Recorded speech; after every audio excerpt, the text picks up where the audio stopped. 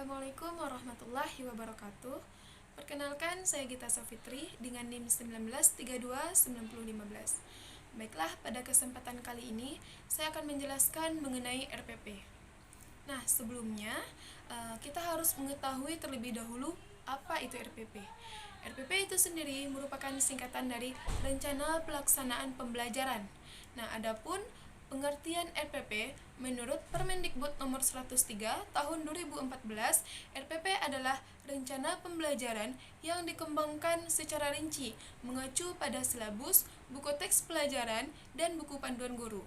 Nah, sedangkan pengertian RPP menurut Permendikbud nomor 22 tahun 2016, RPP adalah rencana kegiatan pembelajaran tatap muka untuk satu pertemuan atau lebih, dikembangkan dari silabus untuk mengarahkan kegiatan pembelajaran peserta didik dalam upaya mencapai kompetensi dasar atau yang disebut dengan KD. Nah, selanjutnya kita masuk kepada pembahasan mengenai unsur dalam perencanaan pembelajaran. Nah, dalam perencanaan pembelajaran ini ada 3 unsur. Yang pertama, apa kompetensi yang harus dimiliki oleh siswa, yaitu terdapat pada KI dan KD. Sedangkan unsur yang kedua, bagaimana cara mencapainya, yaitu melalui kegiatan pembelajaran. Sedangkan yang ketiga, bagaimana cara mengetahui pencapaian. Nah, cara mengetahuinya yaitu melalui penilaian. Nah, selanjutnya kita bahas alur pengembangan RPP. Nah, alur yang pertama yang harus ditempuh melalui SKL atau Standar Kompetensi Lulusan. Setelah itu berdasarkan KI dan KD, lalu berdasarkan silabus. Nah, setelah itu disesuaikan dengan buku siswa atau buku panduan guru. Baru setelah itu kita rancang rencana pelaksanaan pembelajaran itu sendiri. Nah, dalam pembuatan RPP ini ada ketentuan-ketentuan yang harus diperhatikan. Yang pertama, setiap pendidik pada satuan pendidikan berkewajiban menyusun RPP secara lengkap dan sistematis agar pembelajaran itu berlangsung secara interaktif, inspiratif, menyenangkan, menantang, efisien, memotivasi peserta didik untuk berpartisipasi aktif, serta memberikan ruang yang cukup bagi prakarsa, kreativitas, kemandirian sesuai dengan bakat dan minat dan perkembangan fisik serta psikologis peserta didik. Dan RPP itu sendiri disusun berdasarkan KD ataupun subtema. Nah, ketentuan yang kedua yaitu RPP disusun untuk setiap KD yang dapat dilaksanakan dalam 1 kali pertemuan atau lebih. Nah, adapun yang ketiga yaitu guru merancang penggalan RPP untuk setiap pertemuan yang disesuaikan dengan penjadwalan di satuan pendidikan. Ketentuan yang keempat ataupun terakhir yaitu pengembangan RPP dapat dilakukan oleh guru secara mandiri ataupun secara berkelompok di sekolah ataupun madrasah, yang mana akan dikoordinasi, difasilitasi, dan disupervisi oleh kepala sekolah ataupun madrasah. Baiklah, sekian penjelasan dari saya mengenai RPP. Penjelasan berikutnya akan disambung oleh rekan saya. Baiklah, sekian dari saya. Assalamualaikum warahmatullahi wabarakatuh. Bismillahirrahmanirrahim. Baiklah, di sini saya akan menjelaskan tentang prinsip-prinsip yang harus diperhatikan guru dalam perencanaan atau pembuatan RPP. Yang pertama, guru harus memperhatikan aktivitas peserta didik. Yang kedua, partisipasi peserta didik dalam pembelajaran. Dan yang ketiga, guru harus memperhatikan keterpaduan atau keterikatan antara RPP yang satu. Misalnya guru menyusun RPP untuk anak kelas 1, tentu dalam menyusun RPP tersebut harus ada keterikatannya dengan RPP untuk anak kelas 2. Jadi nanti misalnya peserta didik belajar pendidikan agama Islam, jadi ada keterikatan atau hubungan antara RPP kelas yang rendah dengan kelas yang selanjutnya gitu. Kemudian dalam menyusun RPP ada beberapa hal yang harus kita perhatikan, seperti pembelajaran langsung, di mana di sini guru harus memperhatikan KD, di mana nanti akan membahas tentang KI 3 dan KI 4. Sedangkan pembelajaran tidak langsung, di sini guru mengembangkan KD pada KI 2 dan KI 1 gitu. Jadi ada beberapa hal yang harus diperhatikan dalam, yaitu tentang identitas seperti nama sekolah, mata pelajaran, alokasi waktu, dan juga semester atau kelas berapa yang kita bikin RPP-nya gitu. Yang kedua yaitu adanya kompetensi inti, dan yang ketiga adanya kompetensi dasar atau indikator. Yang selanjutnya yaitu tentang materi, di mana di sini materi itu disajikan secara faktual dan konseptual. Nah, jadi ketika kita membuat RPP ada secara faktualnya dan ada juga secara konseptual. Hal ini nantinya akan membantu peserta didik untuk memahami pelajaran yang kita ajarkan gitu. Selanjutnya yaitu setelah materi, metode pembelajaran. Misalnya di mana dalam proses pembelajaran itu terbagi menjadi 3 bagian. Ada kegiatan pendahuluan seperti guru mengucapkan salam, mengambil absen, menanyakan kabar peserta didik, dan lain sebagainya. Yang kedua yaitu kegiatan inti, di mana pada kegiatan inti ini berisi seperti siswa mengamati suatu gambar, kemudian siswa menanya, mengasosiasikan, dan yang keempat mengkomunikasikan. Jadi dari gambar yang dia amati, dia dapat menyampaikan bagaimana pendapatnya tentang apa yang dia lihat gitu. Kemudian pada proses pembelajaran ini yang terakhir yaitu tentang penutup. Nah, di sini guru merefleksikan pembelajaran. Misalnya guru menyimpulkan pembelajaran yang telah diajarkan itu. Kemudian ditutup dengan membaca doa gitu. Dan yang selanjutnya, komponen yang terakhir dalam RPP itu adalah media, di mana media ini sangat dibutuhkan dalam pembelajaran yang dapat membantu siswa dan gurunya, sehingga dengan adanya media ini peserta didik dapat memahami pembelajaran lebih baik. Bismillahirrahmanirrahim. Perkenalkan, nama saya Suci Ramadhani dengan nomor NIM 19329051. Nah, di video kali ini saya sebagai pemateri akan membahas materi tentang tahapan-tahapan dalam proses pembelajaran, khususnya menggunakan model pembelajaran problem-based learning. Nah, teman-teman semuanya, sebelum kita memasuki apa saja tahapan-tahapan dalam model pembelajaran ini, ada baiknya saya menjelaskan terlebih dahulu apa itu model pembelajaran problem-based learning.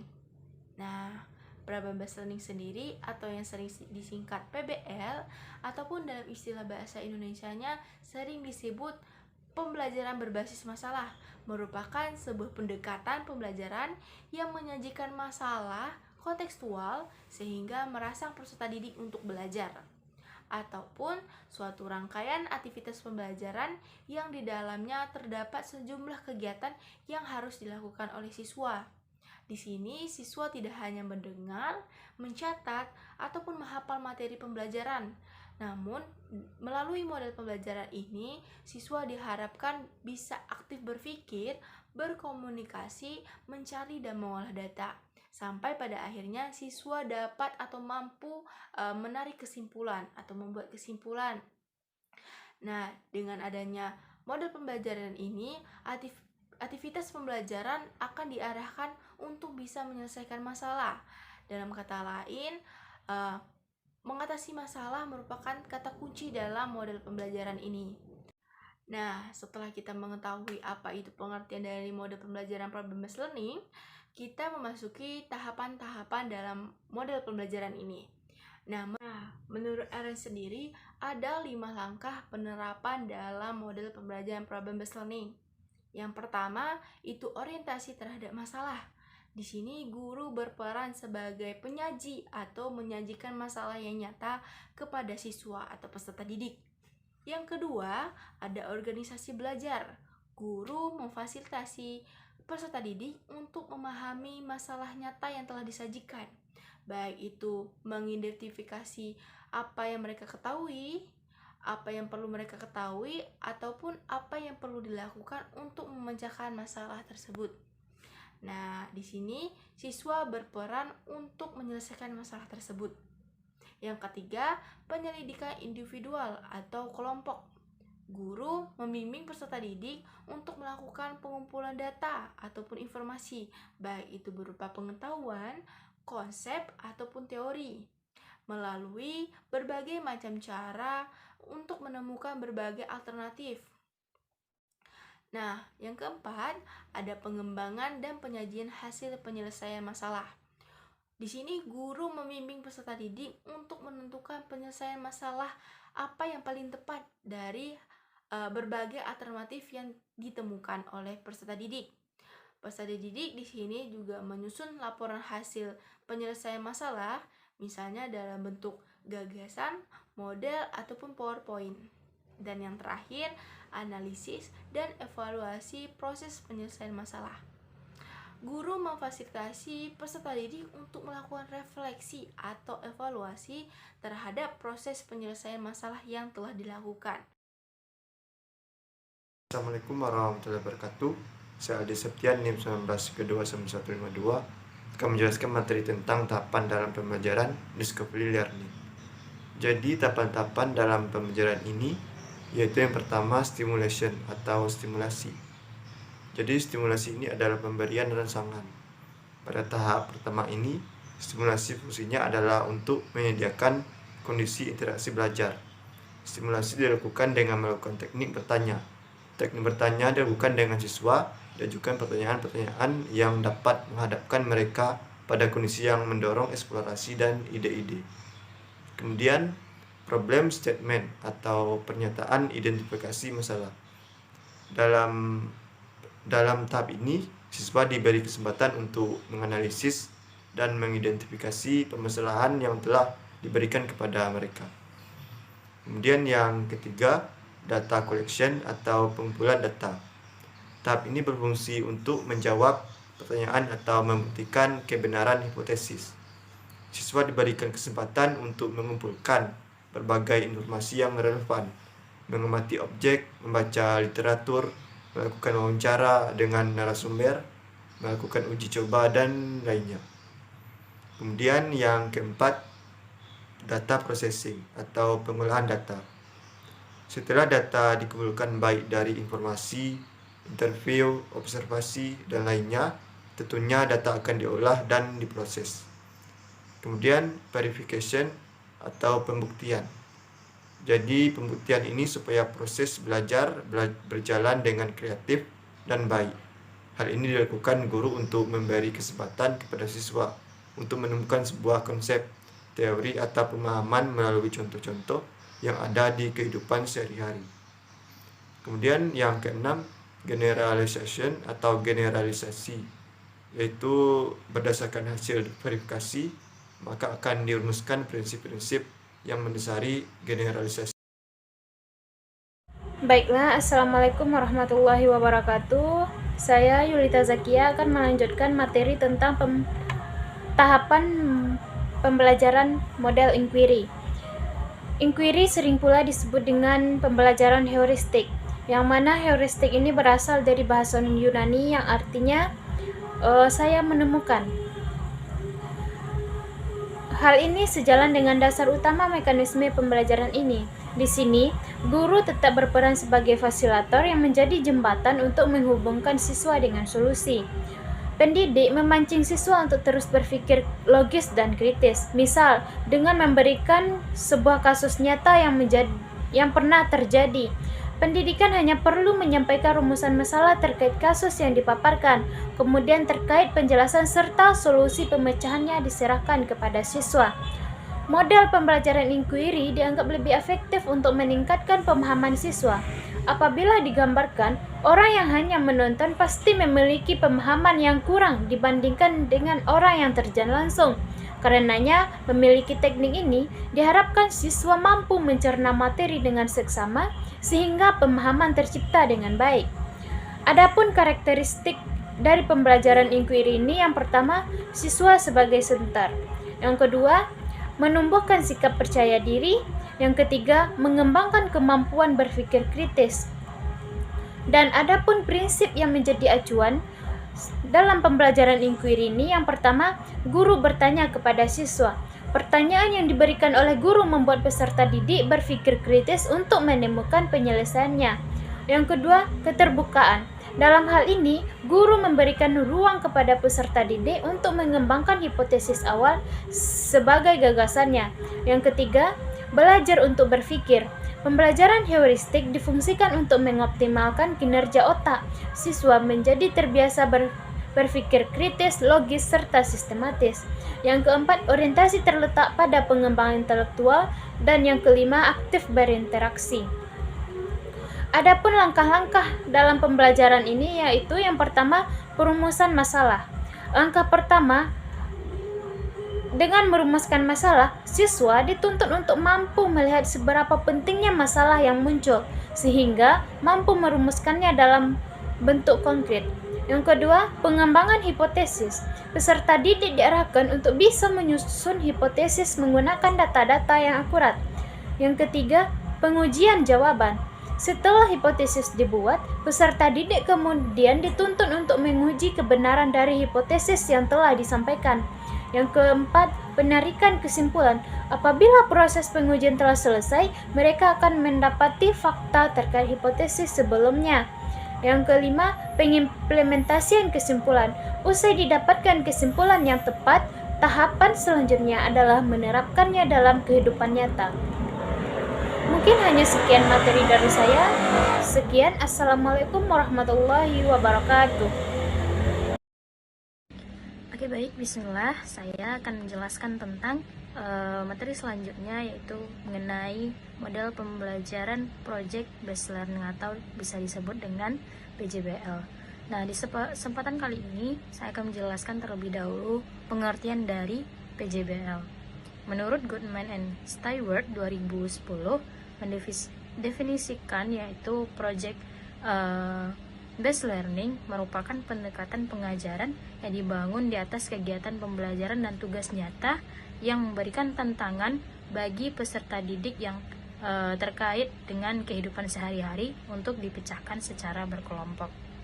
Bukan hanya itu, adapun menurut ahli juga yaitu Afriana 2015 menjelaskan pembelajaran berbasis proyek merupakan model pembelajaran berpusat pada peserta didik dan memberikan pengalaman belajar yang bermakna bagi peserta didik.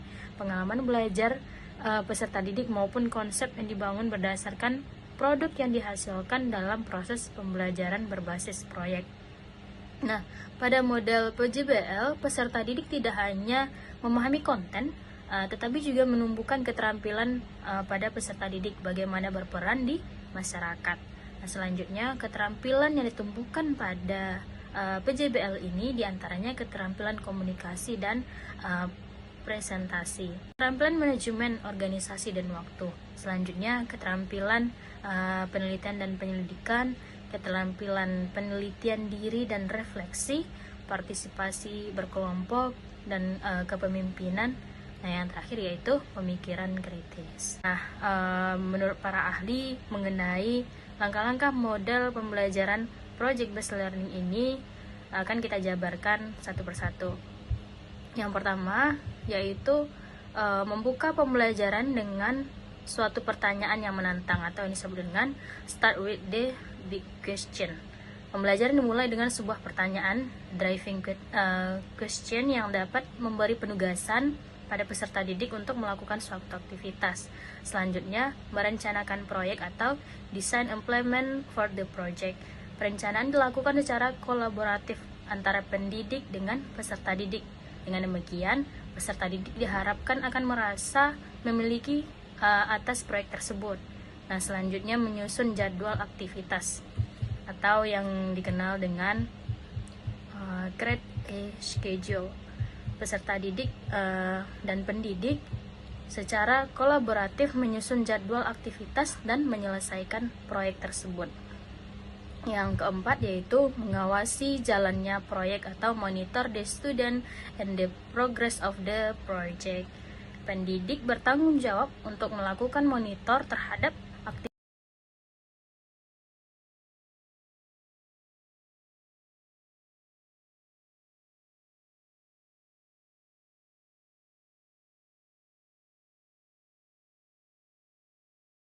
Pendidik bertanggung jawab untuk melakukan monitor terhadap aktivitas peserta didik selama menyelesaikan proyek. Nah, yang terakhir yaitu penilaian dan evaluasi. Mungkin itu yang dapat saya sampaikan. Sekian, terima kasih. Baiklah, bismillahirrahmanirrahim. Saya Sylvia, perwakilan dari kelompok 9 dan 10 akan menjelaskan materi selanjutnya, yaitu tentang ranah penilaian psikomotorik. Nah, ranah penilaian psikomotorik adalah ranah yang menekankan kepada kemampuan fisik dan kerja otot. Nah, ranah dalam pengembangannya, ranah psikomotorik ada pada mata pelajaran yang berorientasi kepada keterampilan dan kerja otot fisik peserta didik. Kemudian, ranah psikomotorik ini dapat dilihat melalui hasil kerja peserta didik seperti menari, melukis, melompat, dan lain sebagainya. Kemudian, penilaian psikomotorik implementasinya dapat dilakukan dengan menggunakan observasi atau pengamatan. Sebagai alat penilaian, banyak juga digunakan untuk mengukur perilaku individu ataupun proses yang diamati baik secara situasi maupun secara langsung, secara buatan. Nah, selanjutnya yaitu psikomotorik ada meliputi beberapa poin. Yang pertama, gerak refleks. Yang kedua, gerak fundamental. Yang ketiga, keterampilan perseptual. Yang keempat, keterampilan fisik. Kelima, gerakan terampil. Kemudian yang keenam, komunikasi dan diskusi. Nah, yang pertama yaitu gerakan refleks. Gerakan refleks adalah respon atau aksi yang ditimbulkan tanpa ada kemauan dari sendiri, tapi terjadi karena adanya stimulus yang memberikan dan otomatis langsung merespon. Kemudian yang kedua yaitu gerakan fundamental. Gerakan fundamental adalah gerakan-gerakan dasar yang sejalan dengan penilaian dan tingkat kematangan peserta didik. Kemudian yang ketiga yaitu keterampilan perseptual. Nah, keterampilan perseptual ini adalah kemampuan yang mengantisipasi stimulus yang masuk melalui organ indera. Kemudian yang keempat, keterampilan fisik. Kemampuan di mana memfungsikan sistem organ-organ tubuh di dalam melakukan segala aktivitas. Kemudian yang kelima ada gerakan terampil. Nah, gerakan terampil ini di mana peserta didik mampu dan terampil rapi dalam melakukan suatu gerakan-gerakan fisik tangan atau maupun otot. Kemudian yang keenam, komunikasi non diskusi. Assalamualaikum warahmatullahi wabarakatuh. Baiklah, di sini saya akan menjelaskan sedikit tentang penilaian efektif. Penilaian efektif merupakan suatu penilaian reaksi seseorang atau peserta didik tentang suatu objek yang telah diuraikan, misalnya contoh peserta didik atau siswa. Dalam penilaian efektif, ada beberapa cara untuk mengetahui penilaian efektif. Yang pertama ada pengamatan langsung, yaitu merupakan memperhatikan dan mencatat sikap dan tingkah laku siswa terhadap suatu benda, lingkungan, gambar, atau kejadian. Kemudian yang kedua ada wawancara. Dilakukan dengan memberikan pertanyaan terbuka atau tertutup. Pertanyaan tersebut gunanya untuk memancing sebagai pancingan. Yang ketiga ada angket atau kuesioner. Merupakan suatu perangkat pertanyaan atau isian yang sudah disediakan pilihan jawaban baik berupa pilihan pertanyaan atau pilihan berupa angka. Kemudian ada teknik proyektil, merupakan tugas atau pekerjaan atau objek yang belum pernah dikenal siswa. Kemudian yang kelima ada pengukuran terselubung, merupakan pengamatan tentang sikap dan tingkah laku seseorang di mana yang diamati tidak tahu bahwa ia sedang diamati. Kemudian ada 6 langkah-langkah penting dalam merencanakan penilaian. Yang pertama, menetapkan tujuan penilaian. Yang kedua, menentukan bentuk penilaian. Yang ketiga, memilih teknik penilaian. Yang keempat, menyusun kisi-kisi. Yang kelima, menyusun soal. Kemudian yang terakhir menyusun pedoman penskoran. Penilaian efektif biasanya berkaitan atau fokus pada penilaian sikap dan nilai.